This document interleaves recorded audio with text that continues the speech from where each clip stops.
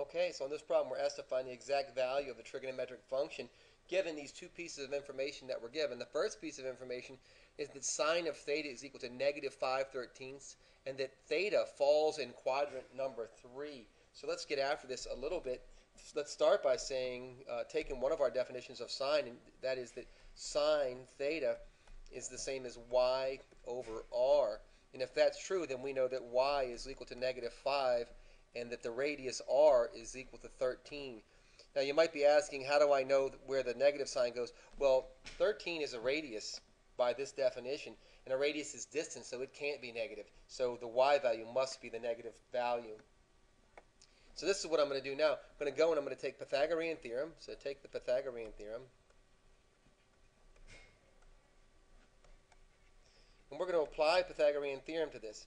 That is to say that we know that x squared plus y squared, but y is negative 5 squared, is equal to r, the radius, or 13 squared. Just keep doing our math a little bit more here, and we'll get that x squared plus 25 is equal to 169. From here, we just keep solving, and we get here, I'm just going to keep moving this way if you don't mind, that x squared is equal to 144. So I'm going to take the square root of both sides and get the fact that x is equal to either positive or negative 12. Well, this is where we get to this quadrant 3 thing, and in quadrant 3, so we know that our angular value falls here somewhere. I don't know where, but falls here somewhere. And knowing that, we know that the x value has got, because, right, this is the 4-quadrant plane, 1, 2, 3, and here all x values are negative and all y values are negative, so we know that this has to be negative 12. So negative 12. Given that, we're almost done. We're wrapping this up actually pretty quickly. And we know that they gave us that sine of theta is equal to negative 5/13.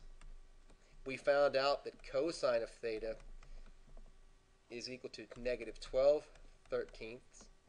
We know that tan of theta is equal to y over r, which is equal to